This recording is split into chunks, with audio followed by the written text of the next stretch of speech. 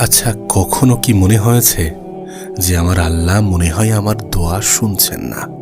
রাতের পর রাত চোখ ভিজে যায়, কিন্তু কোনো জবাব আসে না। আজ যে মানুষটির কথা বলবো সেই মানুষটিও ঠিক এমনটাই ভাবত। ভাঙা জীবন, ভাঙা মন, আর সেই মনে একটাই প্রশ্ন, আমি কি খুব বড় গুনাহগার? কিন্তু এক রাতে সে তার রবের কাছে কিছুই চায়নি, শুধু ফিসফিস করে বলেছিল আস্তাগফিরুল্লাহ। আর সেদিন থেকে তার জীবনে এমন কিছু পরিবর্তন ঘটতে লাগলো যেটা সে কখনো কল্পনাও করেনি। এই গল্পটা যদি আপনি সম্পূর্ণ না শোনেন তাহলে আপনি বুঝতেই পারবেন না যে কিভাবে ইস্তেগফার দোয়া কবুল করে। আমাদের জীবনে কিন্তু এমনও কিছু রাত আসে যখন কাউকেই কিছু আমরা বলতে পারি না। মনের ইচ্ছা, মনের আকুতি, মনের কান্না, মনের কষ্ট, এই কোনো কথা কাউকেই বলতে পারি না। আশেপাশে মানুষ থাকে, তাদের সাথে আমরা শেয়ার করতে পারি না। চারপাশে মানুষ থাকলেও ভিতরটা থাকে শূন্য। দোয়া করার শব্দ মুখে আসে না, আর চোখের পানিগুলো শুধু আল্লাহকে ডাকে। ঠিক তখনই একটাই দরজা খোলা থাকে, আর সেই দরজা হচ্ছে ইস্তেগফারের দরজা। একজন মানুষ ছিল যার জীবনে দুঃখ কষ্টের কোনো শেষ ছিল না। চাকরি নেই, ঋণের চাপ, ভিতরে অশান্তি, আর মনের মধ্যে জমে থাকা অপরাধবোধ। সে নামাজ পড়ত, কিন্তু নামাজে মন বসত না। দোয়া করত, কিন্তু মনে হতো আমার মতো গুনাহগারের দোয়া কি আদেও কবুল হবে? আর তার মনের মধ্যে বারবার উঠে আসা এই প্রশ্নটাই তাকে আল্লাহ থেকে দূরে নিয়ে যাচ্ছিল। কিন্তু এক রাতে অবিশ্বাস্য কিছু ঘটল। একটি গভীর রাতে যখন সবাই ঘুমিয়ে পড়েছে, তখন সে একা বসেছিল। হঠাৎ করে তার হাত থেকে মোবাইলটা পড়ে গেল। তখনও সে তার রবকে স্মরণ করছে এবং তার চোখ দিয়ে অশ্রু ঝরছে। মোবাইল হাত থেকে পড়ে যাওয়ার শব্দে তার ভ্রম ভাঙল এবং তার হঠাৎ করেই মনে হলো যে ইস্তেগফার মানে তো শুধুমাত্র গুনাহ মাপ চাওয়া নয়, বরং এটা তো আল্লাহর কাছে ফিরে যাওয়ার এক অন্যতম মাধ্যম। সে কোনো বড় দোয়া করল না, কোনো সুন্দর আরবি বাক্যও না, শুধু বলল আস্তাগফিরুল্লাহ এবং বলল, হে আল্লাহ, আমি খুবই ক্লান্ত।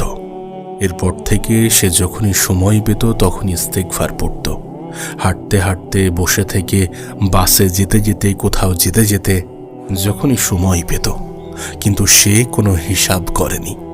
শুধু সে বলতো যে, হে আল্লাহ, আমি জানি আপনি শুনছেন। ধীরে ধীরে তার মন শান্ত হতে থাকলো। সমস্যা আগের মতোই ছিল, কিন্তু এখন আর তার মন অত বেশি ভারী লাগছিল না। একদিন সে হঠাৎ করে খেয়াল করল যে সে আর শুধুমাত্র দুনিয়ার জিনিস চায় না। সে এখন তার দোয়ায় একটা নতুন লাইন যোগ করল, হে আল্লাহ, আমাকে আপনি ঠিক করে দিন। আর তারপর থেকেই তার জীবনে ছোট ছোট পরিবর্তন আসতে শুরু করলো। একটি সুযোগ, একটি মানুষ, একটি অপ্রত্যাশিত সাহায্য, সব একসাথে নয়, ধীরে ধীরে আসতে লাগলো। যেন মহান রব্বুল আলামিন বলছেন, আমি তাড়াহুড়ো করি না, কিন্তু ভুলেও ভুলে যাই না। সে অনুভব করল যে সব থেকে বড় দোয়া কবুল মানে টাকা আর সফলতা নয়। সব থেকে বড় দোয়া কবুল মানে ভাঙা মনে শান্তি, অস্থির মনে ভরসা, আর আল্লাহর উপরে অটুট বিশ্বাস। সে আজও সমস্যাহীন নয়, কিন্তু এখন সে আর একা নয়। সে জানে তার সঙ্গে তার রব আছেন, তার সৃষ্টিকর্তা আছেন, তার আল্লাহ আছেন। সে এটা বুঝে গেছে যে ইস্তেগফার করে আল্লাহ তাকে একা করেন না। আপনি যদি আজ ভেঙে পড়ে থাকেন, যদি আপনার মনে হয় যে আপনার দোয়াগুলো কবুল হচ্ছে না, কবুল হয় না, তাহলে আজই ইস্তেগফার শুরু করে দিন। চুপচাপ নীরবে আল্লাহর সাথে যোগাযোগ করুন, কারণ আল্লাহ বলেন না যে তুমি কত বড় গুনাহগার। আল্লাহ দেখেন যে তুমি কতটা ফিরে আসতে চাও। যে ব্যক্তির কাহিনী আমি আপনাকে বলছি, সেই ব্যক্তি ইস্তেগফার করতে করতে এটা বুঝে যায় যে ইস্তেগফার করলে আল্লাহ মানুষের পরিস্থিতিকে বদলায় না, বরং মানুষটিকে বদলে দেয়। মানে পরিবর্তন বলতে এমন পরিবর্তন যে মানুষটি আগে অভিযোগ করত, এখন সে নীরব হয়ে আল্লাহর শরণাপন্ন হয়, আল্লাহর শুকরিয়া আদায় করে, আল্লাহর প্রশংসায় লিপ্ত থাকে। যে মানুষটা আগে দোয়া কবুল না হওয়ায় হতাশ হয়ে পড়ত, এখন সে অপেক্ষা করে, কারণ সে এখন বুঝে গিয়েছে যে আল্লাহর সময় কখনো ভুল হতে পারে না। তিনি জানেন কখন কোন সময়ে কার জীবনে কোন জিনিসটাকে পাঠাতে হবে। যখন এইভাবে তার জীবন অনেক দিন চলতে থাকে, তখন তার মনে আবারও একটা ছোট্ট প্রশ্ন জন্ম নেয় যে আমার দোয়া যদি এখনো কবুল না হয়, তাহলে আমি কি ভুল পথে আছি?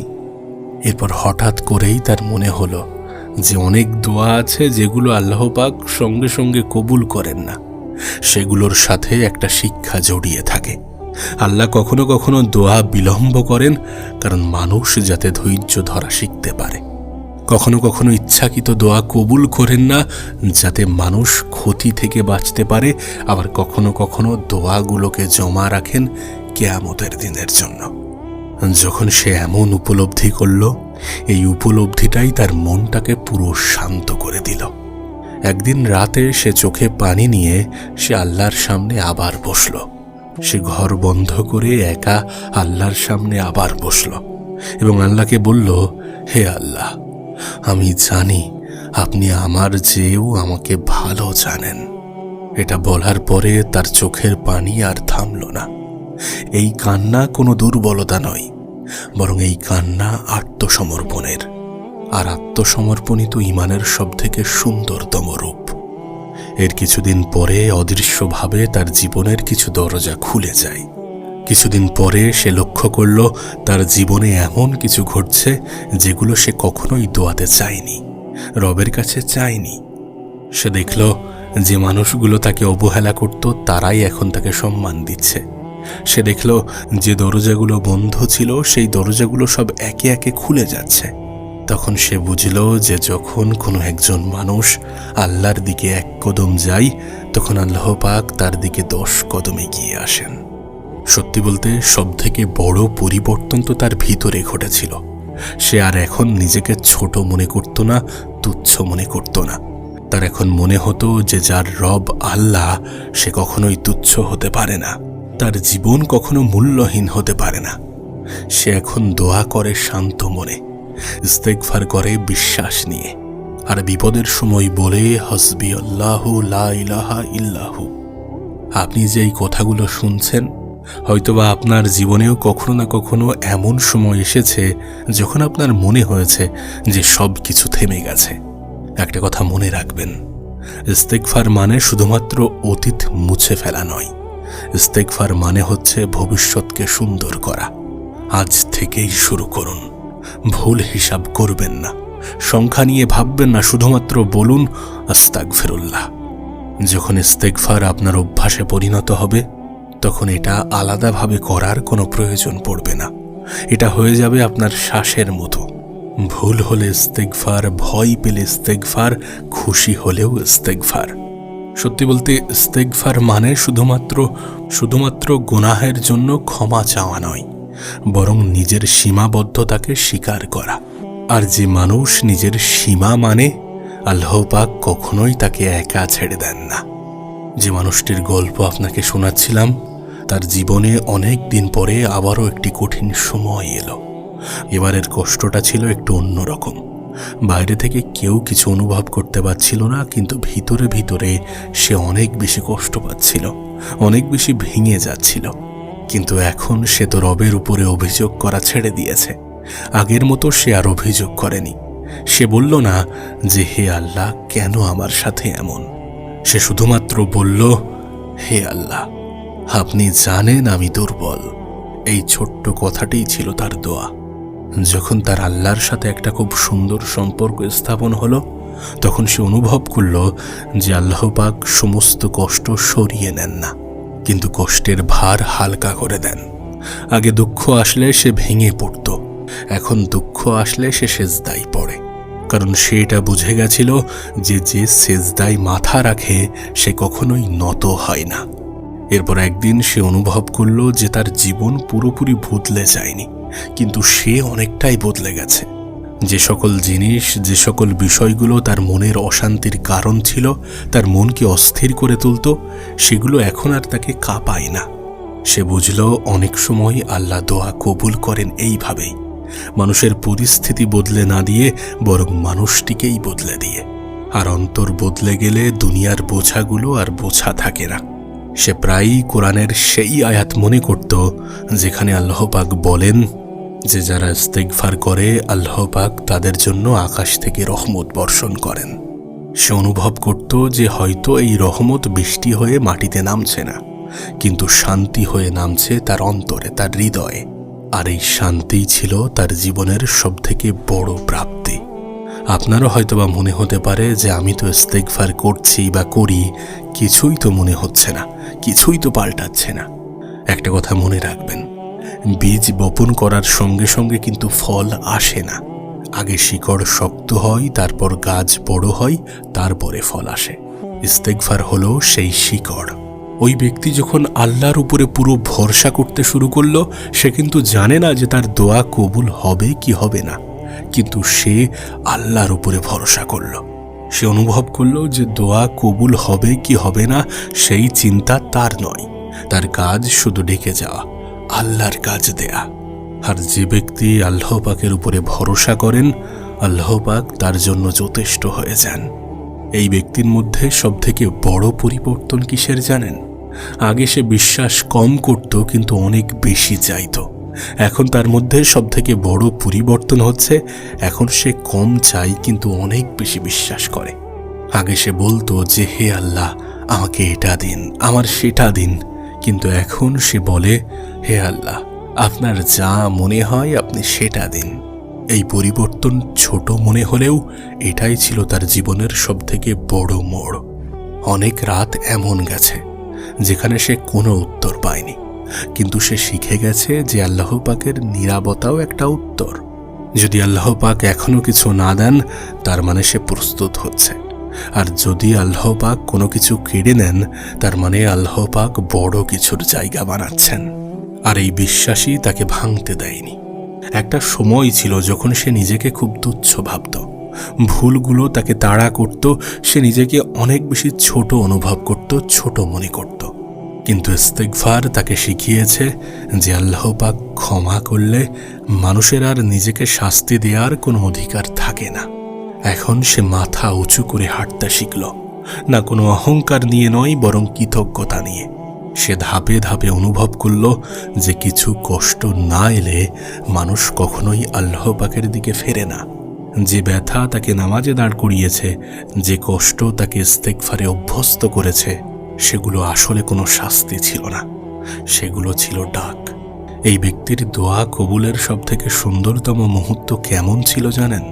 একদিন একটি সাধারণ দিনে কোনো ঘোষণা ছাড়াই তার একটি পুরনো দোয়া কবুল হয়ে গেল। না কোনো আতশবাজি ফাটেনি, কোনো উল্লাস হয়নি, সে শুধু চুপচাপ বলল আলহামদুলিল্লাহ। তার কারণ সে জানত যে এই দোয়া কবুল হয়েছে ইস্তেগফারের প্রতিটি নিঃশব্দ মুহূর্তের বদলে। সত্যি বলতে আপনার জন্যেও এর ব্যতিক্রম কিছু নয়। যেখানে আপনি শেষ ভাবেন, হয়তোবা সেটা আপনার শেষ নয়, সেখান থেকেই শুরু। যদি কোনো দোয়া, যদি কোনো কষ্ট, যদি কোনো মন খারাপের কাহিনী আপনি আপনার রবকে খুলে বলেন এবং সেটা যদি কবুল না হয়, তার মানে মোটেই এমনটা নয় যে আপনার আল্লাহ সেটা ভুলে গেছেন। অপেক্ষা মানে আল্লাহ পাক ভুলে গেছেন এমনটা নয়, অপেক্ষা মানে আল্লাহ পাক কাজ করছেন। আজ যদি আপনি কিছু নাও পান, তাও ইস্তেগফার ছাড়বেন না, কারণ যে ব্যক্তি ইস্তেগফার ছাড়ে না, আল্লাহ পাক তাকে ছাড়ে না। ওই ব্যক্তির যখন আল্লাহ পাকের উপরে ভরসা দৃঢ় হয়ে গেল, তখন সে বুঝে গেল সব প্রশ্নের উত্তর এখনই পাওয়া জরুরি নয়।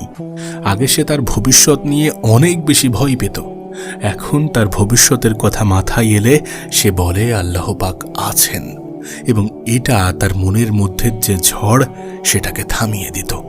রাত যত গভীর হতো, সেই ব্যক্তির ইস্তেগফার তত নীরব হতো। সে জানত কেউ দেখছে না, কেউ শুনছে না, কিন্তু জানার শোনানো উচিত, জানার শোনা উচিত, তিনি শুনছেন। অনেক সময় দোয়া শব্দে হয় না, দোয়া হয় চোখের পানিতে, দোয়া হয় নিঃশব্দে, আর আল্লাহ পাক সেগুলোকেও গ্রহণ করেন। যখন মানুষ তাকে ছেড়ে দেয়, তখন আল্লাহ পাক তাকে ধরেন। কিছু মানুষ তাকে ছেড়ে গিয়েছিল, কেউ কষ্ট দিয়ে, কেউ মন ভেঙে। সেটার কারণে সে আগে অনেক বেশি কষ্ট পেত, এখন সে বুঝে গেছে যাকে মানুষ ছেড়ে দেন তাকে আল্লাহ ধরে রাখেন, আর মানুষের ধরে রাখার থেকে আল্লাহর ধরে রাখাটা অনেক অনেক অনেক বেশি প্রয়োজন।